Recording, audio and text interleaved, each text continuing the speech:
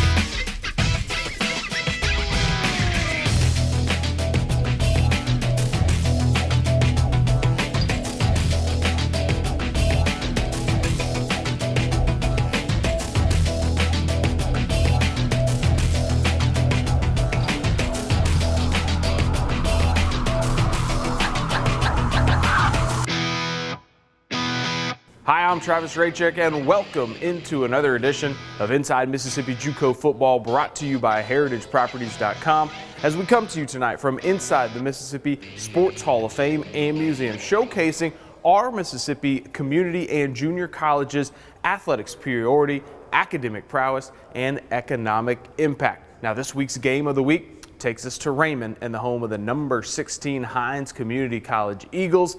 Hinds houses the winningest active coach in NJCAA history in Gene Murphy. His team hosting Jeff Coons and the Holmes Bulldogs. Here's Mike Frazier with the highlights. And to Hinds Community College in Raymond we go, where they've been teaching Mississippians since 1917. It's homecoming 2013, and they're the former high steppers, dance team, and cheer team members attending to the festivities. Pass here deflected and intercepted. There's Chris Givens of the Bulldogs, former Ridgeland High School Titan, able to thwart a drive for the defense early on. Okay, Holmes quickly to the line of scrimmage. Scoreless game here, 12 minutes to go, second quarter. Not for long. Fred Franklin off the left side, and he'll take it in. And Holmes on top 7-0. Back would come the Eagles. James Summers turns the corner. He'll scamper in, and the game tied at 7 at the break. And there's the 2013 homecoming queen of Hinds Community College. Okay, third quarter now. Eagles to punt. Jamison with the block. Look at that, even faked out our camera person. Get on the shot, get on the shot. There's Jamison able to pick it up and take it in for the touchdown. PAT no good. Game tied at 13. Fourth quarter now. Eagles driving. Summers stays in the pocket, finds Robert Lockhart for the touchdown, and that would give the Eagles a 20-13 lead here early in the fourth quarter. All right, knockout punch here. Eagles pin deep. Summers going to let it go. Hits Christopher Lee. And look at the block there by DeAndre Harris. Frees up Lee, and he'll take it. 97 yards, and the Eagles race into victory lane, beating Holmes Community College on homecoming 2013.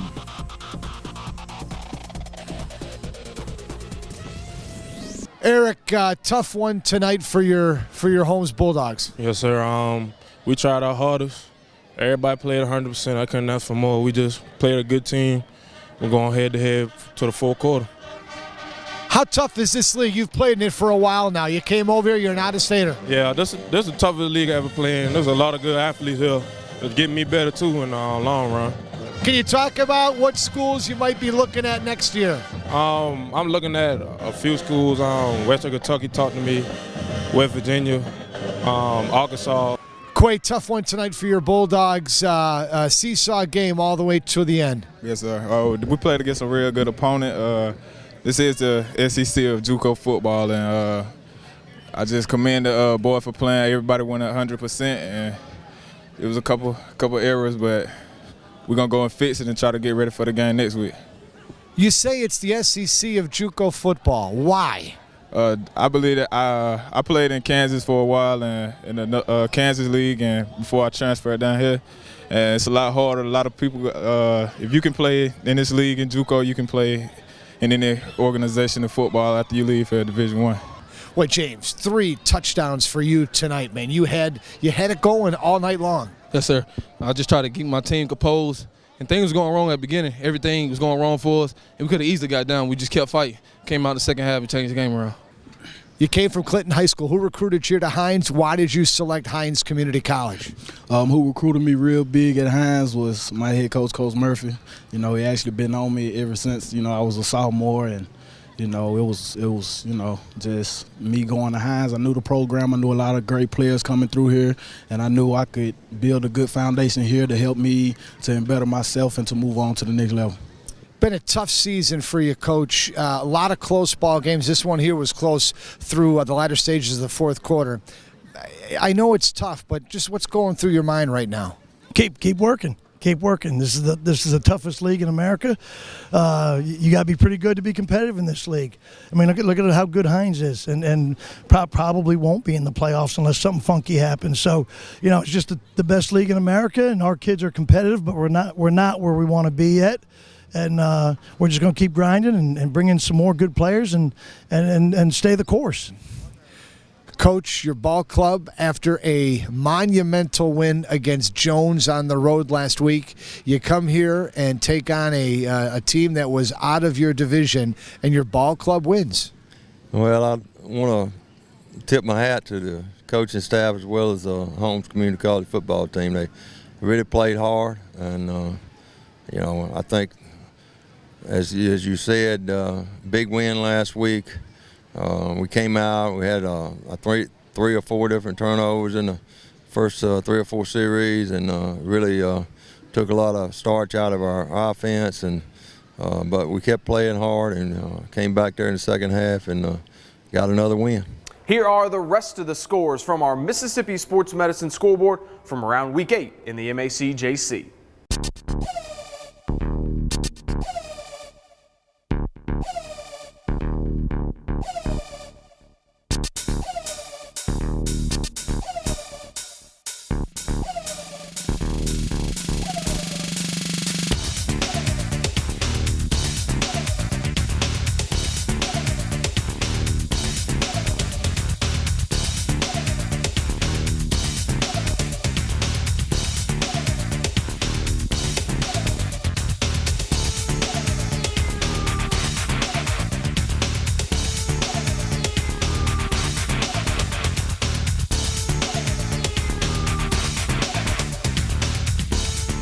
Here are the updated standings from after Week 8.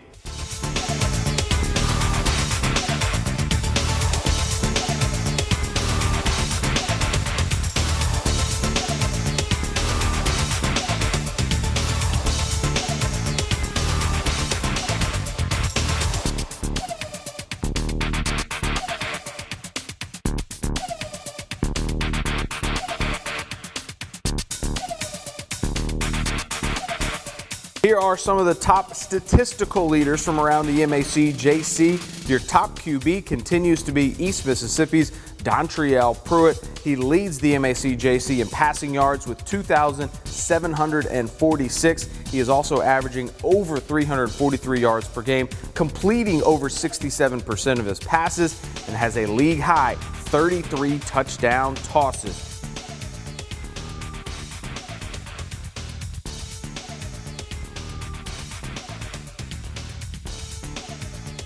The top MACJC receiver is Northwest Mississippi's DeMontre Sweeney. He has 53 catches for 683 yards and 6 touchdowns. Over on the defensive side of the ball, Colin's Jordan Harris continues to lead the league with over 100 tackles. Time for the MACJC Players of the Week, as voted on by the Sports Information and Public Relations Directors from the MACJC. Your Offensive Player of the Week, East Mississippi quarterback Dontrell Pruitt. On defense, Player of the Week honors goes to Holmes linebacker Quay Watt. And on special teams, the player of the week goes to Holmes Community College defensive back Terrius Triplett. Here are the most up-to-date national rankings after Week 8 in the NJCAA poll.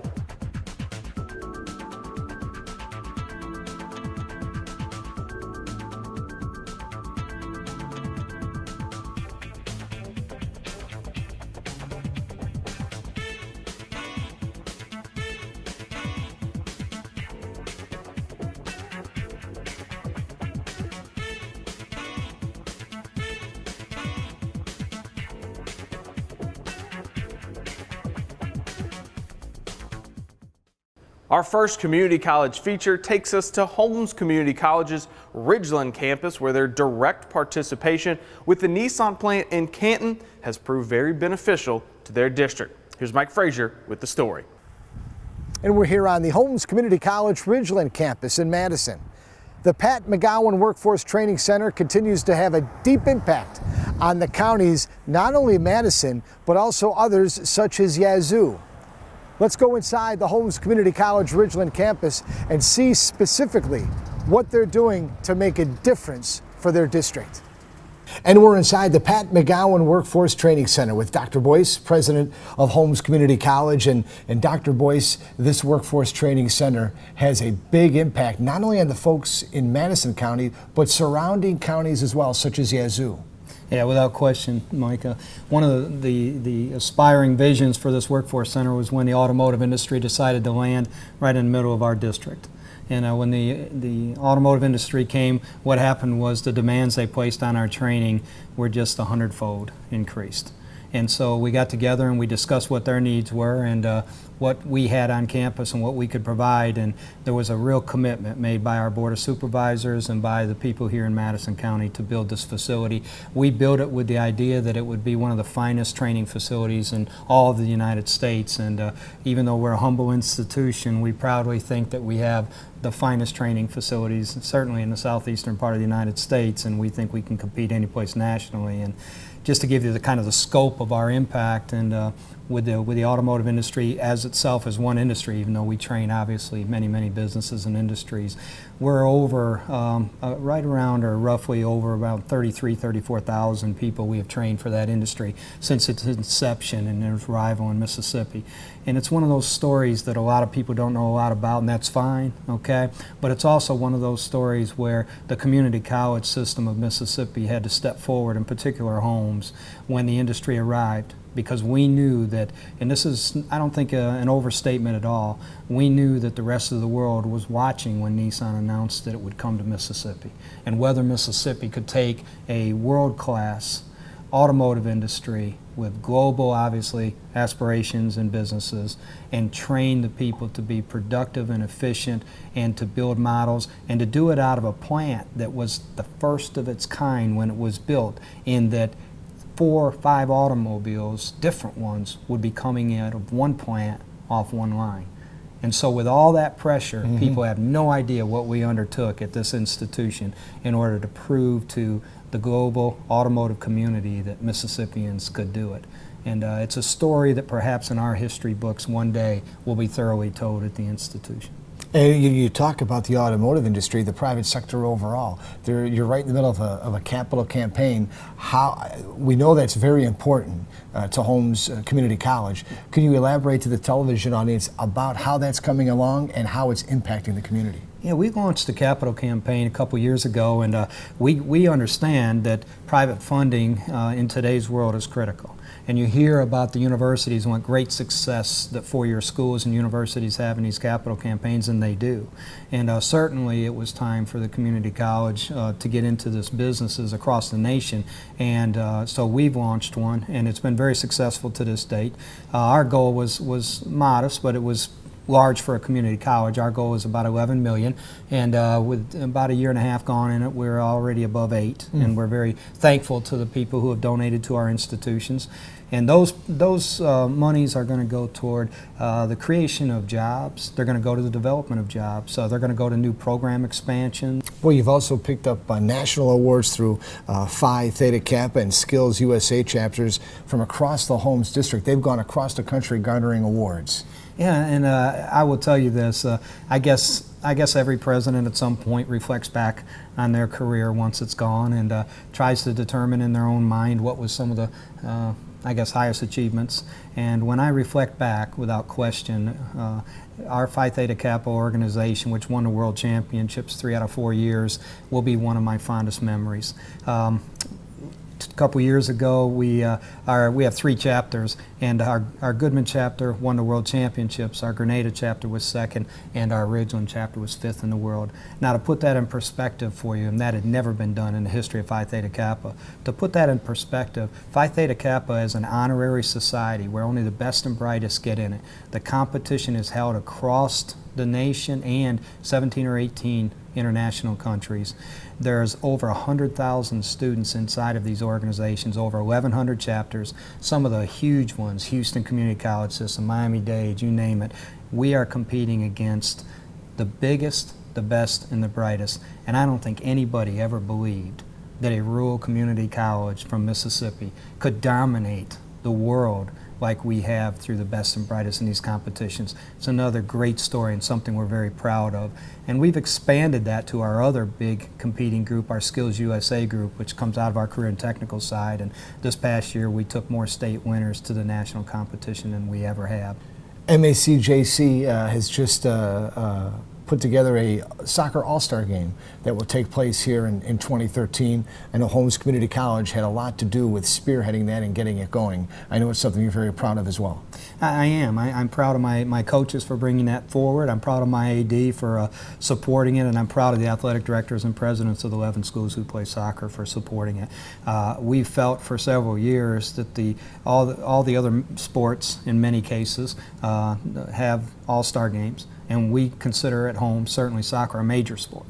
And so in turn, we were looking out there and couldn't find a place to showcase our own soccer athletes throughout the community college system.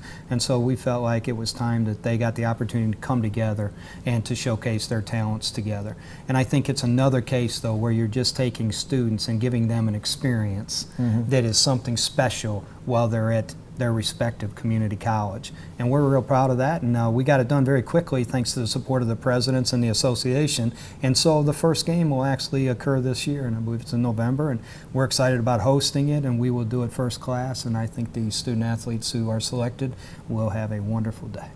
Dr. Boyce, thank you so much for your time. I appreciate you, Mike, very much in all you do. Thank you. That is Glenn Boyce, the president of Holmes Community College. Now our C Spire Spotlight Where Did They Go segment as we catch up with former Mississippi community and junior college student athletes. JUCO Weekly recently talked with former Hines defensive lineman Gary Walker, who starred and was an All-American for the Eagles in the early 90s. He then went on to play at Auburn University and was eventually drafted in the 5th round by the Houston Oilers. Hines hosted homecoming and Walker had his return. You played here at Hines 91 to 93, great years, not only then, but throughout the 90s, this Hines program had terrific years on the field. Yeah, they had terrific years on the field. They put a lot of players back in Division I program, had a lot of players go on and play NFLs. This organization here stands for perfection, and that's what they strive for. And you know, this game's 7-7 at half, and I promise you Hines is going to come back out this second half, and it's going to be a different ball game. But the whole time I was here, we practiced to be perfect, and they demanded us to practice to be perfect, and they're doing the same thing. And I just think that the sky's the limit for where they're going to go from here. You know, they're going to continue to get the recruits in here, and they're not but a couple players away now from being a dominant team. How tough, why is this league here in Mississippi, the JUCO level, so good for so long? Well, you know, the state of Mississippi got a lot of good football players. Each team can't have but 10 out-of-staters, so you got to do a good job of recruiting here in your state. And a lot of junior college success is going down because the Division I colleges are making it easier for players to get in on a Division I level now. So the players that usually would be here are able to get in and go and be redshirted or whatever, but they got great local schools, local high school coaches here that do a great job developing players. And you know, you look at these rosters, other than 10 players, every one of them are local kids. All the best. Our next community college feature returns us to Raymond and the campus of Hines Community College. The Eagles have been graduating students, keeping education affordable, and impacting their 5-county district for over 95 years. and they show no signs of slowing down. And we come to you from the Hines Community College campus in Raymond. Academically, they reach out to 5 counties. They cover Hines, Rankin, Claiborne, Copiah, and Warren. Athletically, their impact profound. In fact, they house the winningest active football coach in the history of the NJCAA in Gene Murphy, right here in Raymond. Academically and athletically, they've contributed to the state for years, for decades, for generations. Let's find out how they're doing it as we go inside Hines Community College here in Raymond. And we're here with Catherine Cole, Director of Enrollment Services here at Hines Community College on the Raymond campus. And Catherine, Hines, the 4th largest institution in the state, tops among community colleges regarding enrollment. What are you doing to make students come here to Hines consistently? Right. Hines has so much to offer. Students come to Hines for a lot of different reasons. First and foremost, though, is a quality education at an affordable price. Our tuition is unbeatable, but you're going to get a personal approach to a quality education with small class sizes where teachers know your name, quality teachers who meet credentialing and degree requirements as set forth by our national accreditor, HOCC. But we have a lot of other things to offer, like residence halls, athletic teams, student organizations, 70 career and technical programs, plus we have the largest state's enrollment in our nursing and allied health related programs. So the sky is the limit. When you come to Hines, it's academics, it's career techs, it's residents, commuters, online, classes, organizations, clubs. There's something for everybody at Hines.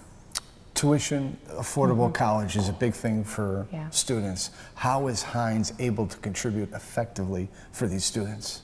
Well, we offer a lot of financial aid opportunities to students. So even though community colleges offer very affordable tuition, paying for college is still a burden for some families. So we offer a variety of scholarships, especially our foundation scholarships. Those are merit-based scholarships. They're really awarded to deserving students. They may not have a 4.0, but they may still be an excellent student, both in and out of the classroom. Hines also is very committed to graduating its students. Yeah. How are you able to do that effectively? Yeah, that's a big challenge. Graduation initiatives are really big with us. I am excited to say for the past 3 years consecutively, our graduation rates have increased. We're doing a couple things to try to make students aware of the importance of actually completing their degree and staying on track with their program of study. First, our scholarship recipients must stay on 15 credit hours or more, and that's because if they're staying in less hours, well, they're not going to graduate on time. It's going to take them longer. But we also have a graduation campaign called Your Associate Degree Own It, where we're making students aware of the importance of actually receiving that degree, staying on track with their program of study, watching what they're taking, helping them with their classes every semester to make sure they're choosing the right classes that are going to help them. Thursday Night Lights is tomorrow night on campus. That's right. Tomorrow night is Thursday Night Lights. It's a really fun event for high school seniors. This is a tailgate before our last home game of the season. We invite all high school seniors to come out, enjoy a free tailgate, burgers, free admission to the game, and just have a good time. But we definitely want to showcase to those seniors our athletic teams, band, cheer, scholarships, housing, admissions. So it's a great time just to hang out with administrators, faculty, staff, coaches from the college, learn about Hines, and get a glimpse of college life. Come over to the stadium and cheer on the Eagles for our last home game. So I hope you can come, seniors. It's at 4:30 at our football stadium on the Raymond campus. Catherine, thanks. You're welcome. Thanks so much. That is Catherine Cole, Director of Enrollment Services here at Hines Community College. Now time for our JUCOweekly.org scouting report as we take a look at current MACJC players who are receiving plenty of attention from senior universities across the nation.